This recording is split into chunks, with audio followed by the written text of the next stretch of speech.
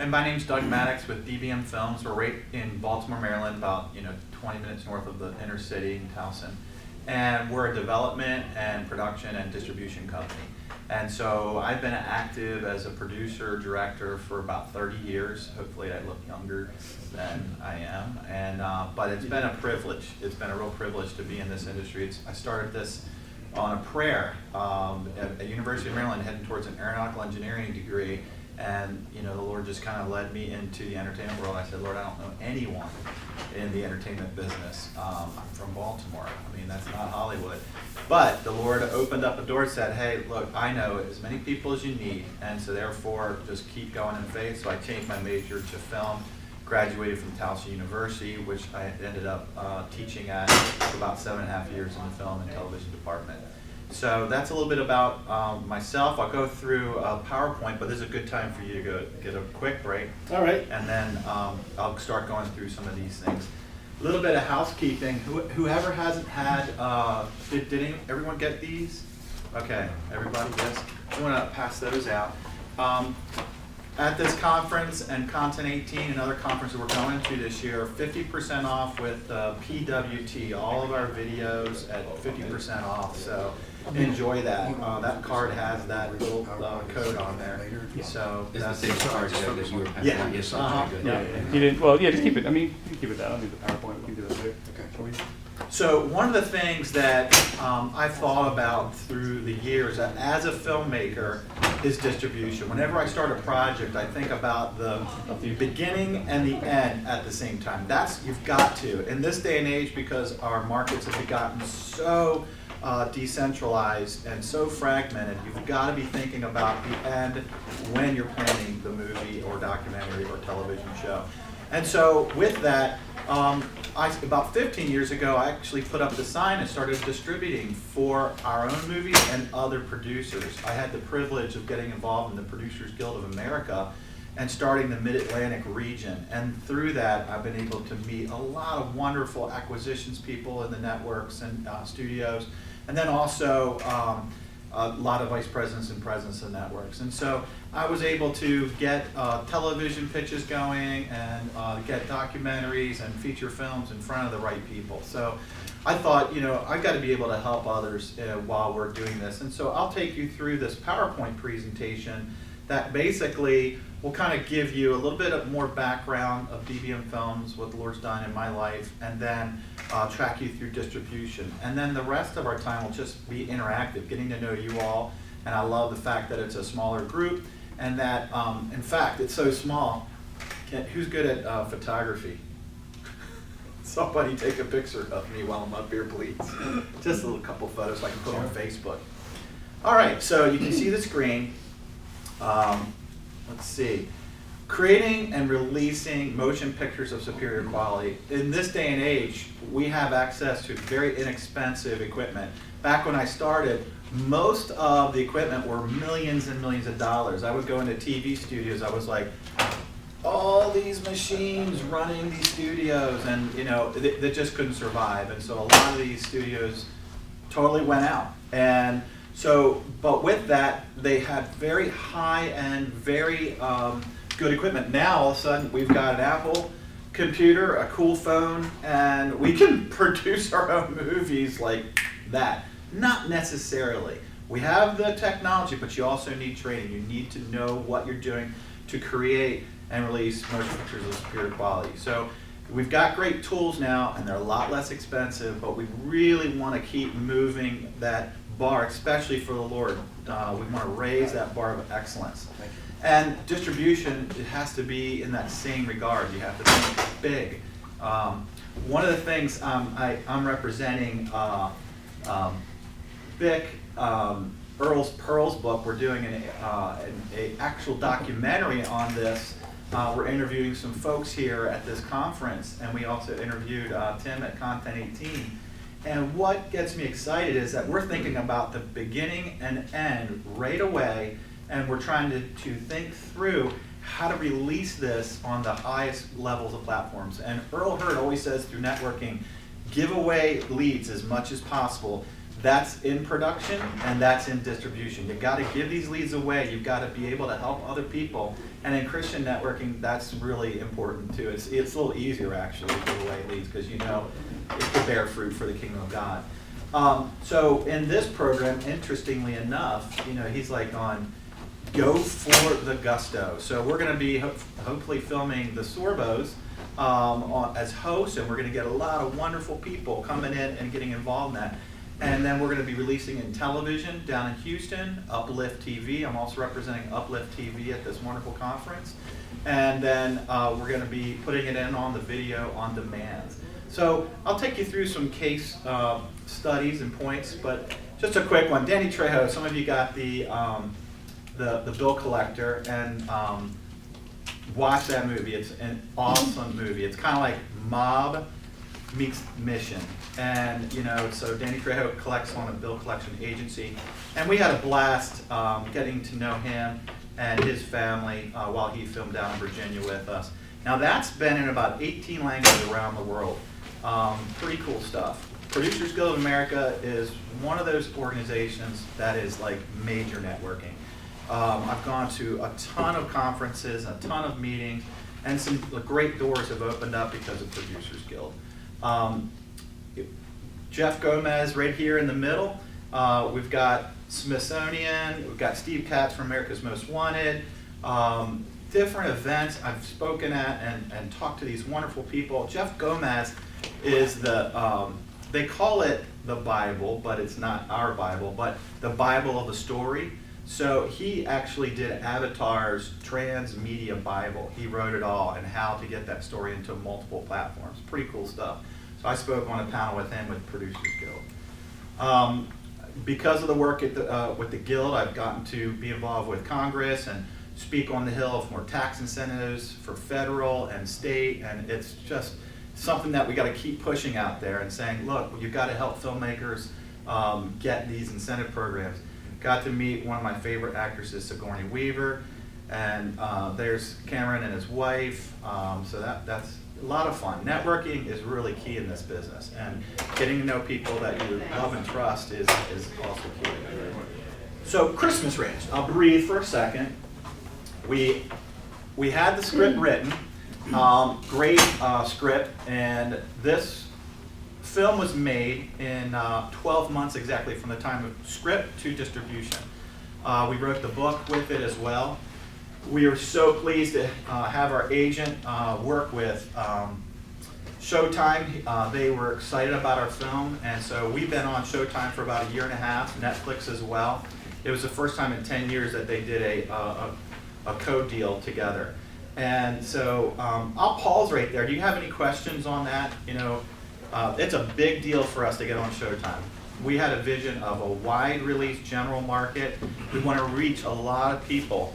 And one of my friends out in LA said, how did you get 2 God Loves Yous and 3 Prayers on Showtime? I said, that was a miracle. That was the Lord, you know? And so, but we were first on Showtime Family, and then within 2 months, we were on the movie channel, Showtime Family 2, Showcase 2, Showtime Women, Showtime and Showtime 2.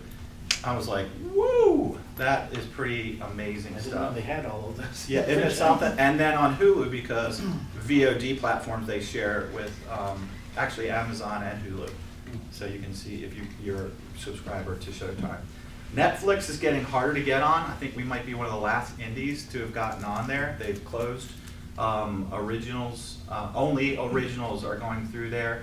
All indies are pretty much being stopped right now. Dramas, dramedies, comedies, foreign dub. It's an interesting time with Netflix. I'm sure you all follow that. All right, but we've got to pay attention to VOD. DVDs, down, down, down, down. All the major studios, probably about 8 years ago, where they would employ 500 different people, lost their jobs. And so when you think about it, that was the beginning of the end of DVD. Now, people 50 and older, I'm just going to put that out there, are probably still using DVDs. A lot of the homeschooling moms, like my wife is, are still using DVDs. And so there's a little hope, you know, every once in a while you'll say a little burst. But don't put all your hope in DVDs anymore. That used to be the old style of distribution where the studios would say, we're going to get our money back on the DVDs within the first year, and that's not there anymore.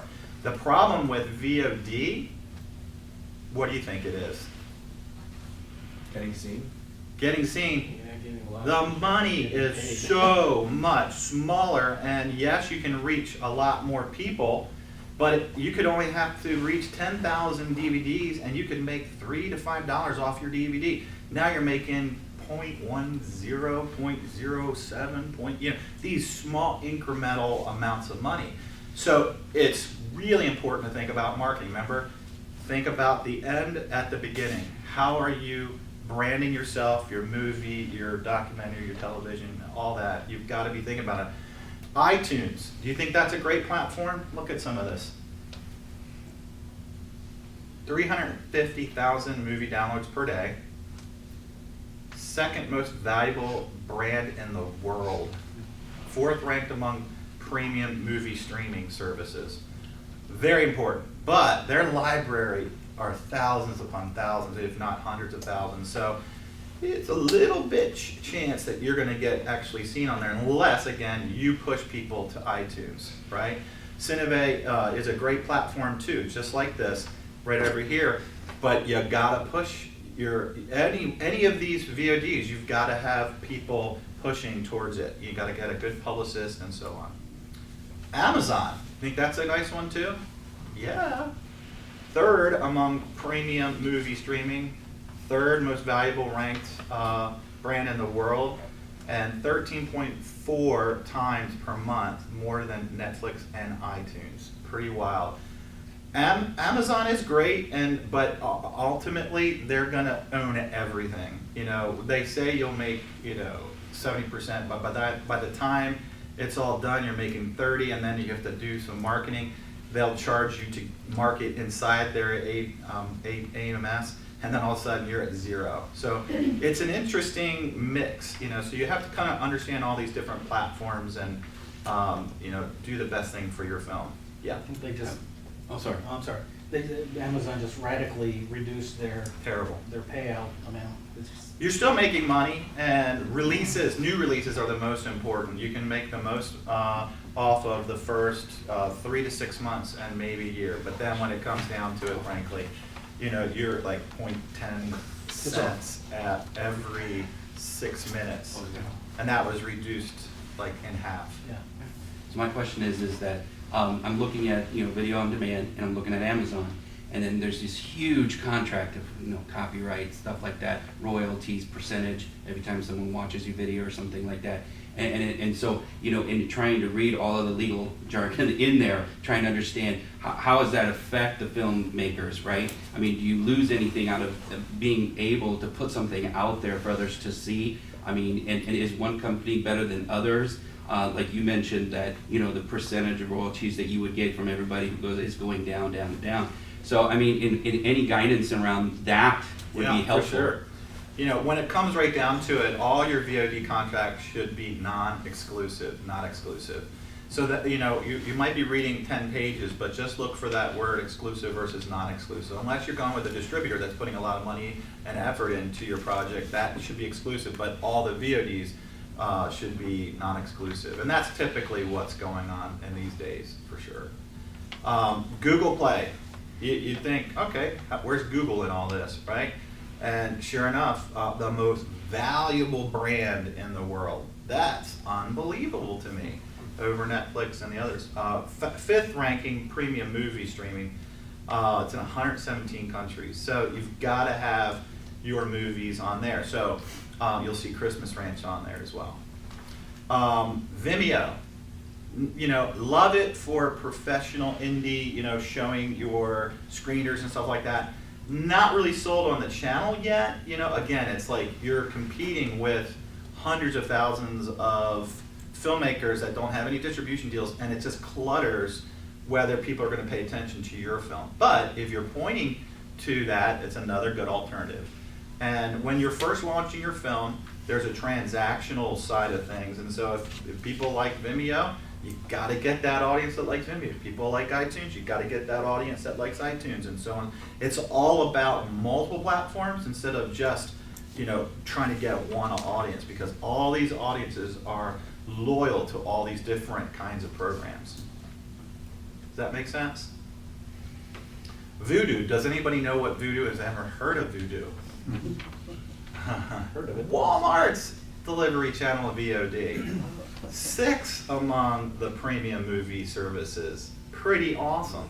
So you need to get your film on there too. Little bit of case study. We released The Bill Collector in Regal Cinemas down in Norfolk. We went to DVD, video, television. It's in 18 languages. It has 17, 20 television territories sold around the world. That thing has gone all over the place. And that was one of the reasons why I got into distribution, because God bless them, the distributors that I work with, I saw very little of all this action. And I'm like, wait a second, why is that?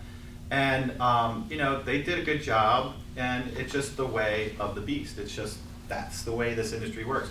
And so I said, I think I can do something different. And I did. And I've taken this movie back, and I've actually sold around the world. And I'm actually coming against our investment amount, and it's like a relief, to actually have control to try to see a film back into black. And after, it's made a ton of money. It's like, oh, please. So are you doing the, are you actually acting as the one sole DBM distributor? Films is a distributor for The Bill Collector after 3 years of it being with another distributor, and this is going back 10 years ago. Gotcha. So y'all handle everything and Yes. put it on the platform Right. for Amazon Exactly. and Hulu and everybody? Yeah. Yeah, and then on the Christian religious side, very important, but it's again branding. They're not going to take real secular stuff, and sometimes even if it's, they're going to go more with family, but they're really looking for message. Very streamlined. Jesus died on the cross, he can save your sin, and maybe even an altar call. A lot of these are looking for very straight up messages, and so if that's the place, then you want to go to the Christian cinemas of the world. And we've got the Bill Collector on there and some other places. I wish it could have more audience. I think that's the biggest thing. Netflix was able to get a lot of subscribers, and now they can put billions of dollars into originals, and that's what they've done. That's what the Christian platforms really need now. We need to get more excited about those kinds of things. So the Bill Collector has about 3 or 4 different covers depending on what territory around the world. So I think this one is the one for Japan, which cracks me up. He never holds a gun in our movie. I'm like, why you got a gun on? He's got his thugs holding guns. Yeah. Hoopla is the library, so we go directly to Hoopla. Do you all know that you can watch movies for free with your library card? Who said? Is that wild? So go to Hoopla, and if you've got your library card and you're in their territories, there's 2 of them, and Hoopla's one of them, and there's another one. Canopy. There you go. In reality, I did not want to chance it going here, even though it has a beautiful horse and a wonderful girl, which is Walmart's like, yes, I want that. We'll consider it maybe on the next run, but it's just. What do you think about that? The whole DVD, because I know you guys went from DVDs to like, what's your position over at Vision? We haven't done much with Walmart, because of that issue of, the returns. If, you can just get killed with, the returns. And there is a film that we'll be distributing that we are talking to Walmart about. It's called Tortured for Christ, the Richard Wurmbrand story, which we think has enough momentum behind it that it could do okay in Walmart. So that's kind of an exception, but generally, we shy away from that. And the films that we do probably don't fit so well into the Walmart scheme of things. Right. So. Although they are mainstream America, and that's where they do take faith titles where some other markets won't. Yeah. Now, how do you feel about the DVD to VOD? Is that happening in your world too on the religious side? Oh, sure. Yeah, it's. I was going to say when you were mentioning,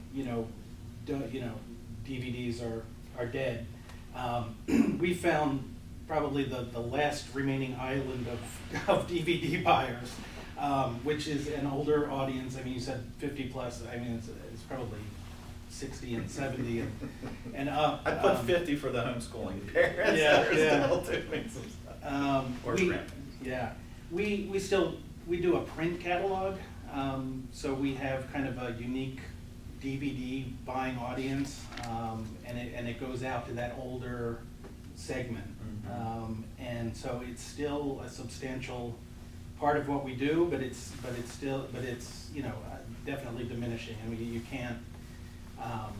You know, if you look at our catalog, there's you know, it's like 300 titles that are $5 or less. So it's, you know, you can't. It's very difficult to make a producer's money back selling them at $5 a piece. But it's still, you know, there's still that segment that'll be around for a while. But And who doesn't have a DVD or Blu-ray machine? We all still Right. have them, so. yeah. Good. All right. And so Undaunted was a very special project for myself personally and our company. I partnered with Chris Cruson for about 6 years, and we did all kinds of books and stories and all kinds of neat things. And Josh McDowell's project came to us through Chris's writing his authorized biography. Josh McDowell, everybody know him in the room?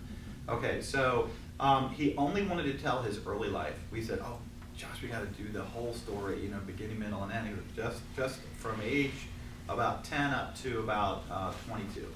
And so it was a delight. We went up to Michigan, and so DBM Films ended up finishing. I was the executive producer on the movie, and then I changed my hat and then was hired as the distributor. DBM Films was contracted with Crusade for Christ and Josh McDowell Ministry. And I then got a domestic partner, as well as we sold it all over. We actually had Undaunted in Australia theaters, and we had witnesses say that people came to Christ, because he's got an altar call at the end of this. It's just perfect. It's in the barn, kind of like where he grew up, and he's just talking one-on-one with you. And he's had this movie all over. It's in 39 languages now. We helped him get it into Portuguese and in Spanish, using some of the Walt Disney voice actors. And then he toured that for about 9 months.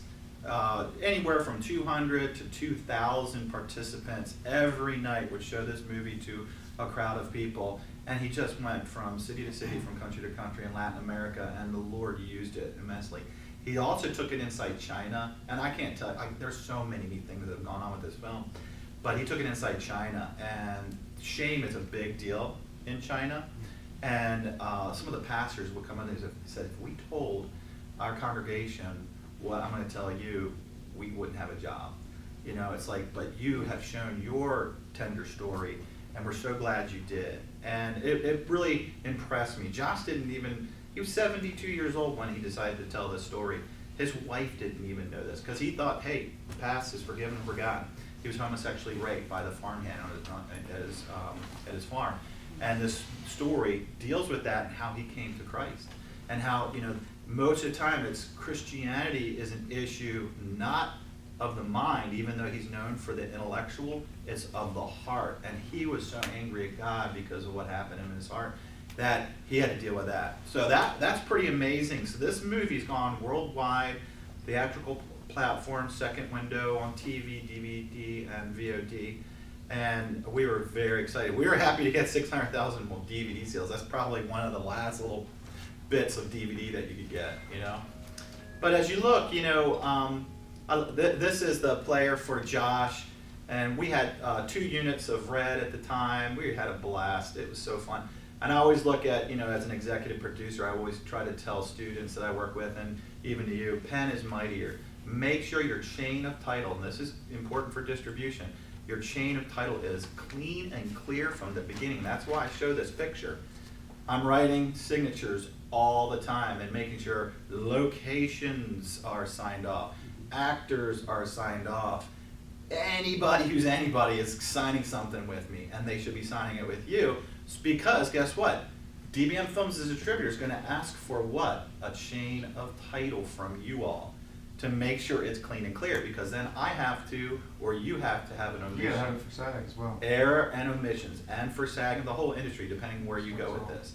Errors and omission, if you screw up or somebody maybe you did it perfectly and someone doesn't like the fact that their name didn't get a full credit or whatever, they could come and sue you. And so you have to have insurance, you have to have your chain of title to then document and prove.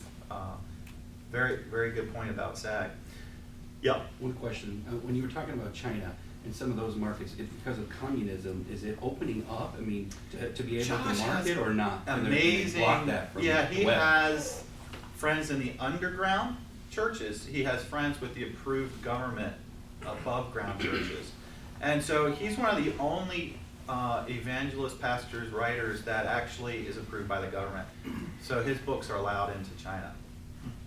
That's networking, you guys. That's the hand of God working miracles, and I think that's pretty. Yeah, because they say they have, they allow Bibles in China, but it's only within a certain region within the cities. They don't allow it and it's regulated in how many they can do. Okay. Mhm. And so Josh McDowell, I'm sure their team would be happy to tell you more about their experiences, but he's built a lifetime of ministry, 50 years to get in those doors, and that's not something you just say, hey, I want to come to China.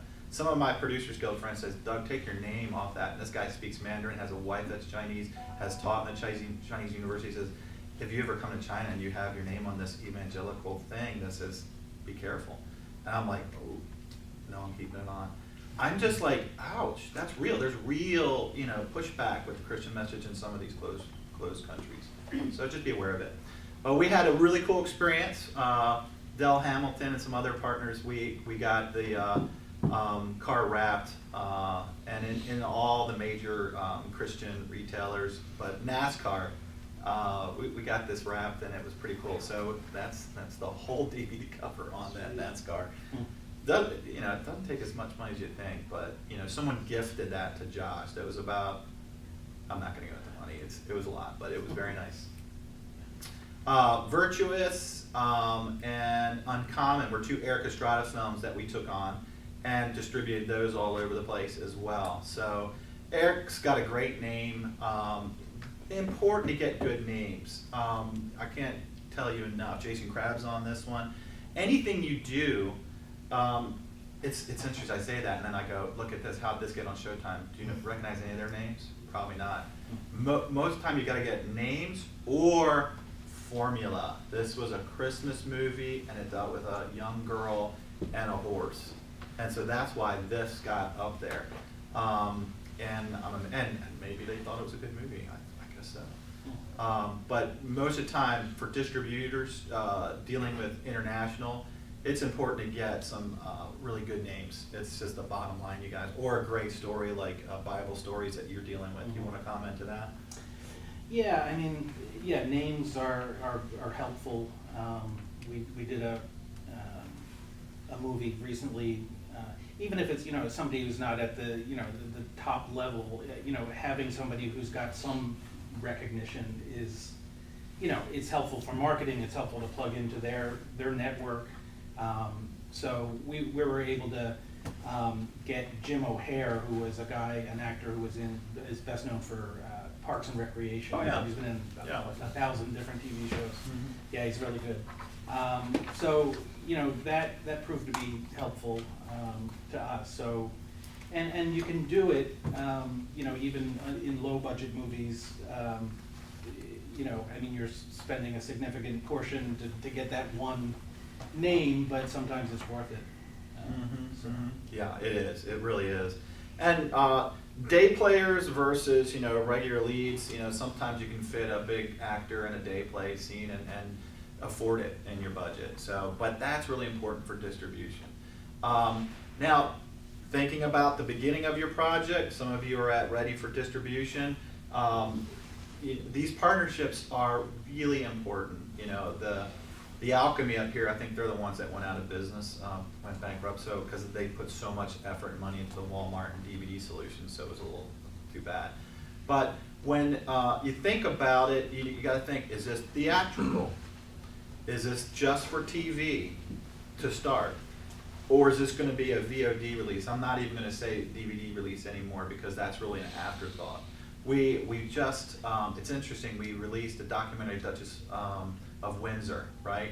And it was just purely a VOD release, and now about 8 months later, we're getting requests from, I guess, the 50 or 60 and above. Hey, we'd like to get the DVDs, you know, and so now we're going to do a run of DVDs, but that's like a year and a half, 2 years later after the VOD release. So you got to think about where your project fits, and that's what I always like to do. I love just to customize plans and make sure, and then so our partners are pretty wide and broad and intricate, you know. So I'll take the bigger ones right to all the major studios. I'll take the TV ones to the TV areas. You know, I remember the bill collector. That's in your $5 bin, you know. Yeah. So he's one of our partners as well. You know, so you always just try to find the nooks and crannies of distribution. You know, what I could find somebody. I'm partnering with a pretty major indie distribution company out in LA. Guess why? They can't get to the people that I know. They know them, but they can't. The relationship's built with me. So they're actually using DBM Films to distribute for them, and then they'll, it's all under the right percentages, so it works out really nicely for everybody. And then I'll use them to get some of the areas that I can't get to. I know the same people, but the relationship's key here. And that's why, if I can tell you anything, go with people that know the right people. I mean, I've built 30 years of relationship building and spent a lot of money going to conferences and Producers Guild events and you name it. And, you know, but it's all very important. Go back to my prayer. I was like, Lord, I don't know a soul. Look how the Lord answered that. And I'm blown away. And I know you guys probably know more than I do, but the reality is I feel very blessed to be in this position. If I can help you, I will. A lot of good stuff going on. Uplift TV. There's Up TV, Parables Network. There's PureFlix Digital. There's a lot of Christian networks out there that are trying to get a name for themselves. And TBN, of course, has been around forever, but they still buy licenses for their television. Very, very strict about it, but they still will. And then DBM Films goes directly. Like, I can sit at our workstation at the office, and within a month to 2 months later, all the deliveries are done, and it'll go up on most of these major VODs. Some of them are still pitch. I have to get a pitch. Hulu is a pitch. Of course, Netflix is a pitch, but now they're not taking. Comcast is a pitch. But this is all really good for transactional. So a lot of these partners that we have, they will say yes or no pretty quickly, and then you'll end up with, let's say, 6 to 10 different VOD platforms. Your film will go out on all those platforms. Pretty cool, isn't it? So 6 guaranteed, they'll be placed right away, and the other 2 to 3 to 4 to 5 to 6, depending on what they say, will take care of it. So these are just samples of our films up on Hoopla, and these are Christian Cinema and Amazon. So you can go on Amazon Prime and do DBM Films and see a lot of our films that way too. So we're here to entertain, we're here to educate, and we're here to inspire. And it's really important to understand the inspirational side. In order to reach today's audience, you gotta entertain them, and you're gonna do some educating in the mix, but you gotta inspire them. You gotta take them to the next level. And I think that's what our calling as Christians is to do. Take them to the next level, inspire them for greatness, inspire them to know the Lord. You know, so that's what I've got to say, and then we'll use the last part as some Q&A. Thank you, guys.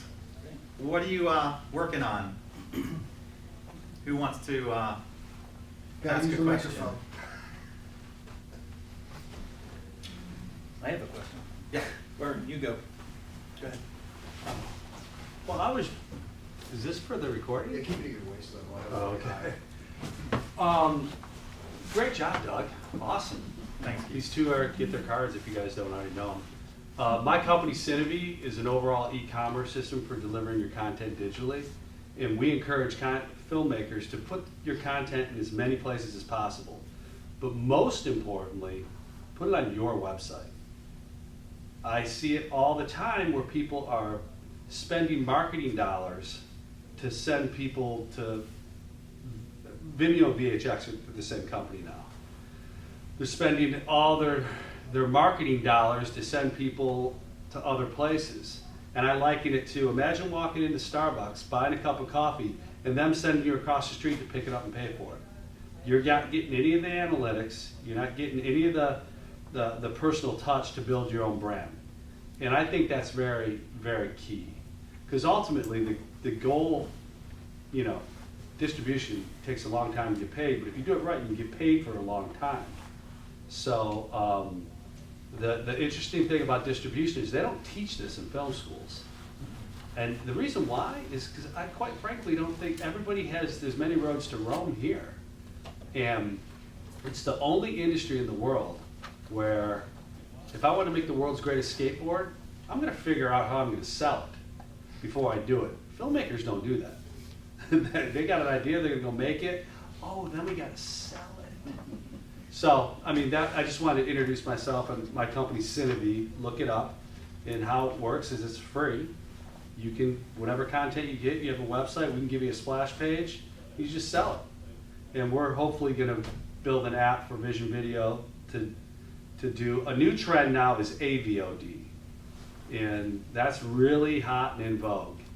And that is, I don't know if you know Tubi or Popcorn Flicks, or there's a lot of them popping up. And I'm trying to do this in the Christian space where it's just an app and it's free.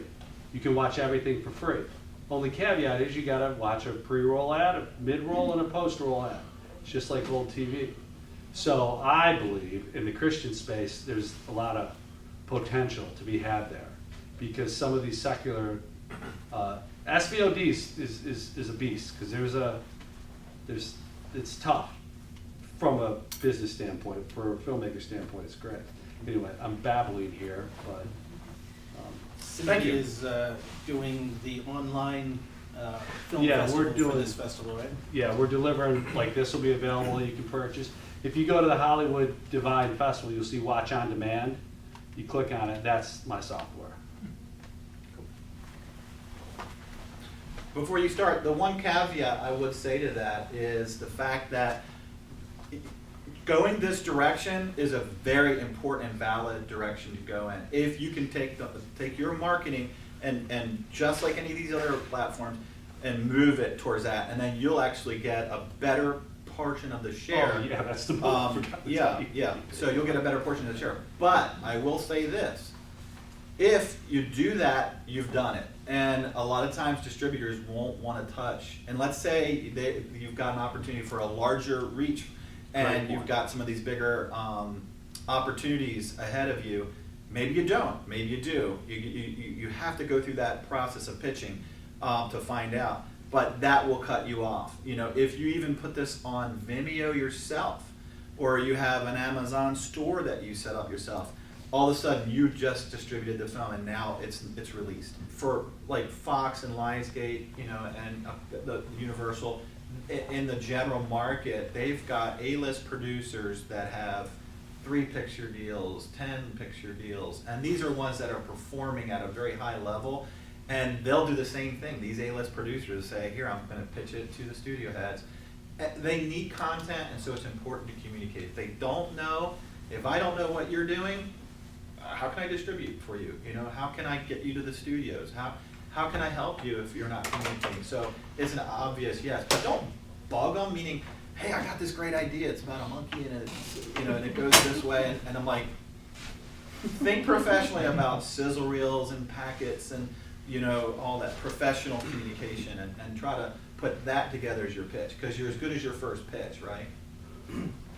Yeah, I mean, it goes back to the idea of thinking about the end goal. You know, I mean, the earlier that you're engaging with the distributor, to partner with you, to have an outlet at the end, the better off you are, rather than finishing the film and then thinking about distribution. Right on. Yes, Tim. I was just going, It's on. It's just for recording I was purposes. just going to also add to that a little bit, and that was that for you is you want to make sure you build relationships with people you can trust, okay? And I found that the earlier you can start on building the trust relationships and finding out who's on board with your vision, then it won't necessarily mean the big numbers or what somebody's offering. It's going to be about what you want to do for the kingdom of God, who you can trust in, and will they be able to come on board with your mission. And then at the end, after 5 years, you're not going to regret it. Okay? You're not going to regret it. So that's just add to that. I did have a question for you, Doug. Your movie, Christmas Angel? Christmas Ranch, yeah. Christmas Ranch, thank you. I'm always wanting to call it Christmas Angel. I'm so sorry, man. You're in the I want to Texas, see man. that movie, You man. gotta Did you give that to me? That's the next one. Did you give that to me at the I don't conference? know if I did or not. Okay, Yeah. okay. Just curious. Does your company do all that distribution that you just showed? Yes, yeah. We have reps that are licensed by DBM Films. We have distribution partners. I go out and sell. It's all about the markets and these relationships, like I said. So I will go to 8 markets, and then I've got reps that go to these markets. And that's from general market all the way to religious markets. So if I have a movie, let's just say I've been talking to you from day one, and we've been building that relationship. We trust one another. You're on board, I'm on board. And we sit down, talk to one another. If you really like it, you're going to actually take my movie and then put it on all these platforms. I don't have to do a thing. Well, you do have to do that. You have to deliver. Deliver? What do you mean? I mean, I give you the movie. Yeah, there's a checklist. It's about a page and a half long of things that you didn't do. But yeah, then DBM Films takes over and then reports. And it's every quarter. So you will actually, let's just say it starts making money. Mm-hmm. It starts making a profit. How long does it take? Does it take a year or 2 years till the average? Literally, person it sees takes money? about 6 months before you start seeing money. There's always like this waterfall that occurs, especially in some of these platforms. Let's say like Vudu will have it on theirs, but they won't actually start. They won't even share reporting for 3 months later, and then 3 months later you'll get reporting. You just have to be patient with it. You will get the money, but literally I'm getting quarterly reports from these platforms from about 4 months ago. From the time that it was started and delivered to, so last month, I won't see that for another 4 months from now. Do you follow what I'm saying? Right, so right. Right, absolutely. I did have one quick question. I hope I'm not hogging anything, but I had a question that I normally get, and I'm just trying to get y'all's insight. Is if I have a finished movie, and I'm talking to a distributor, whether at the beginning, middle, or the end, how can I tell? What signs that would reveal to me that this is someone who I'm not going to make my money back, and they're not on board with what I'm doing, and I probably shouldn't sign with them? Is there any signs, any symptoms that I should be looking for? you know, Send your I contract. Doug, I can't. can answer that. I'll look at it. I really I don't hold want to you to that. badmouth any of these distributors because the reality is, and you can attest this, it's business and they're putting a lot into it. And so therefore it's tough. But the probability of this business making money is very small compared to, let's say, a development deal to make this church building. You know, the company that was hired to make this church building and the banks that were involved, they pretty much no risk. It's like, we got a congregation size of this, and they piece it all together. When it comes to movie, art's in the eye of the beholder. How many people will watch your movie, your movie, your movie? And so the hard truth is, this is risky business. But if you believe in the art, the communication, the message that you're into, you just keep going, because every once in a while there'll be a hit. And everybody needs to kind of know that. And the reason why I put the stake in the ground 15 years ago, I've distributed Josh's film, the Hagee's documentaries, the Bill Collector now, other types of programs. And because, why? Why do they trust me? And I've heard back from the Hagees, they go, Doug, we have used so many of these distribution partners out there. Guess what? You're the first one that's paid us money. First! They've been in the business way longer than me, That's trust why me. I'm asking that question. And so It's I not put just- it in the ground because I feel like as a filmmaker, I have that responsibility to the filmmaker because I'm a filmmaker. It's like, as unto others do what you want to others people to do to you. treat them that way, love them, you know? So that's how I kind of look at everything that I do. As a believer in Christ, I want to put my business sleeves out there and say, Lord, what would you want me to do for this person? I can't go in debt. I have to go by same protocols of industry as cost expensing.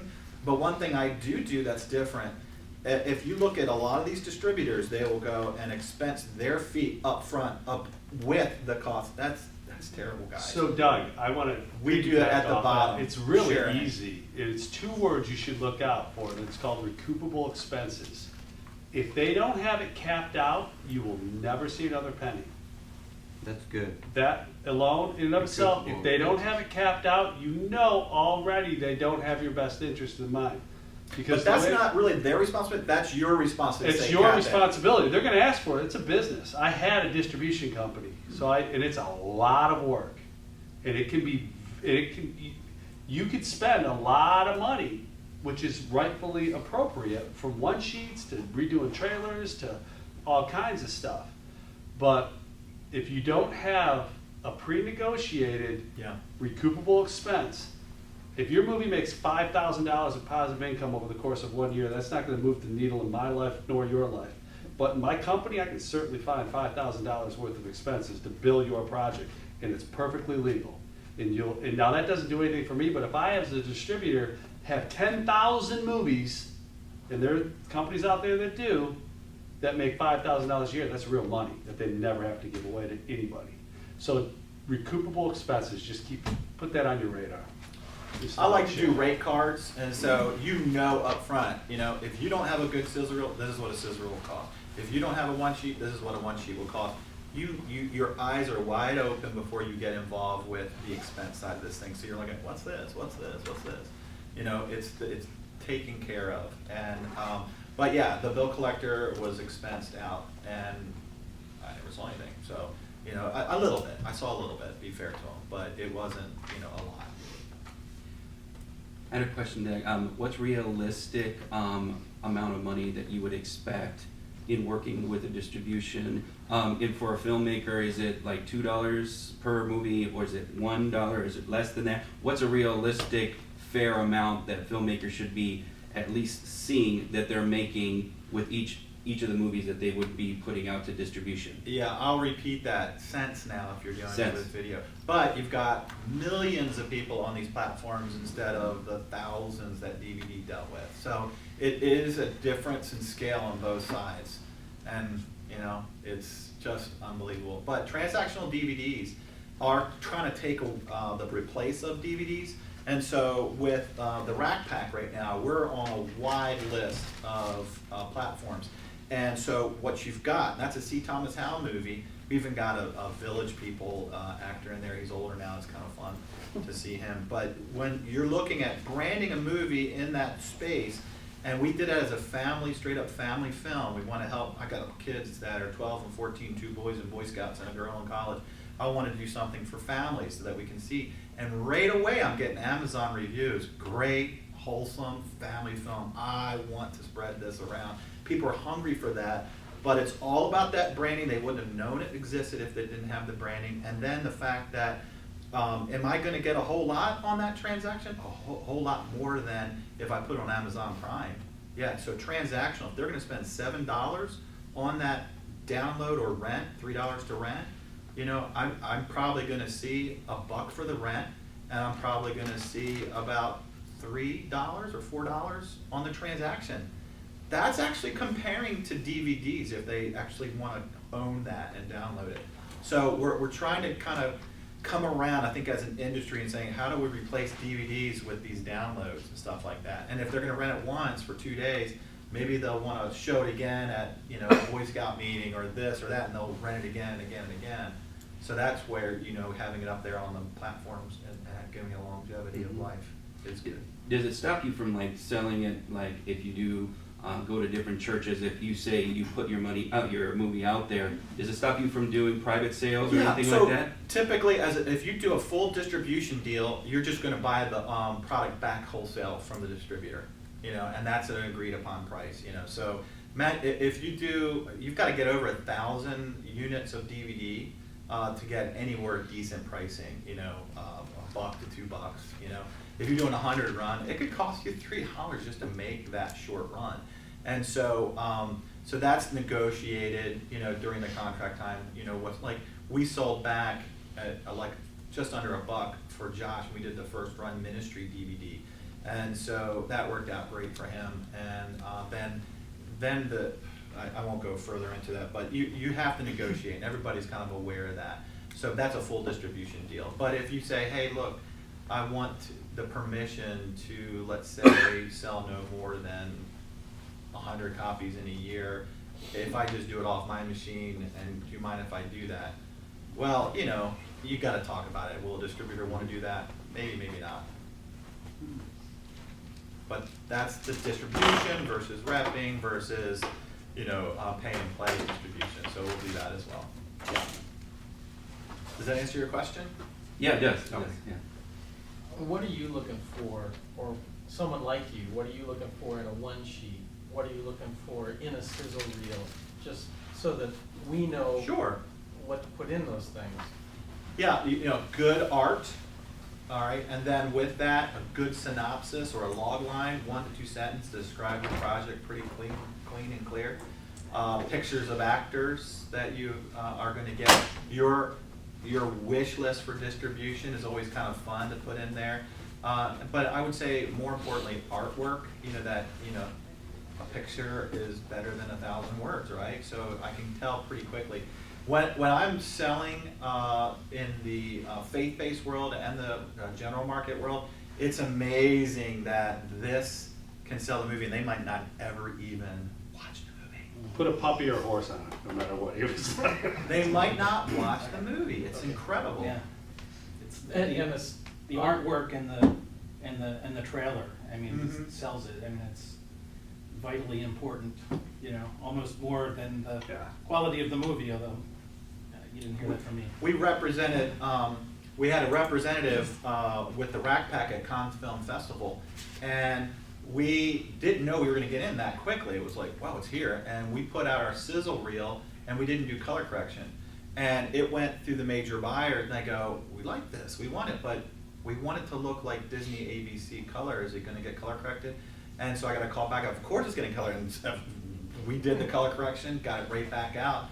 Because it was incredible, it's like quality, like just keep increasing the quality. So our color correction sold it, so that's, important too. They're looking for quality, they're looking for good story, but most importantly, they're looking for their brand, for their network, their channel. So if we're looking for an A-list producer or an A-list talent or any of that kind of stuff, is this the right avenue to go through to just, how do we make that sizzle reel pop? What are some... Well, you can do two things, and I've heard this and seen it.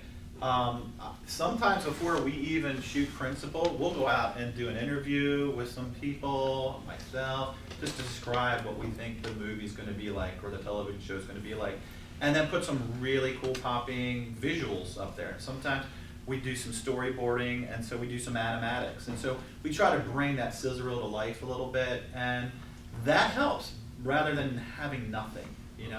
But you don't want to shoot you can even do found footage, borrowed from XYZ and place it in there just to give the consumer, which is the distributor at that point, an idea, a vision for it. You're really casting vision for your program. Do you ever do like proof of concept videos, like you actually shoot a scene from the film? Oh, absolutely. Yeah, we're about to do one for another kind of Goonies-esque type film called Little Hero, where we're going to take one of the scenes out and then do proof of concept with not the hired actors, but some local talent and stuff like that. So, but most of the time, it's really creating your vision inside that sizzle reel, and then even more important, as soon as you got principal photography, make your trailer as almost the first thing. You got your footage in to your system, make your trailer. I mean, literally, that's what we gave them. We gave them the trailer. Okay, we got the picture, let's make the trailer. And that's what went to Con, and I'm like, holy moly, that went to Con. That's pretty cool. How are we doing on time? I got plenty of time. Okay, good. I know this went from 12 to 1, and then we're gonna have a 2 to 3. What It's time is it? 1:02 right now. Okay. I'm happy, I'm here, so I'll love to talk to you some more. Do you wanna add anything to that, or? No, I'm here too, and yeah, love to talk to you about your projects or, yeah. So let's say a prayer to close. You wanna pray for us? Sure. Father, we just, we thank you for this time to learn together, and thank you for Doug and all his knowledge and experience and his willingness to share it. And I pray, Lord, for each person here that you would put on their hearts the mission that you have for them, the projects that you have for them, and that you would give them the tools and the experience and help them to be open to advice from others about how to do it effectively. And just pray for the rest of this film festival. Pray that you would just bless the conversations and relationships that are built here. In Jesus' name. Amen. Thank you, Brent.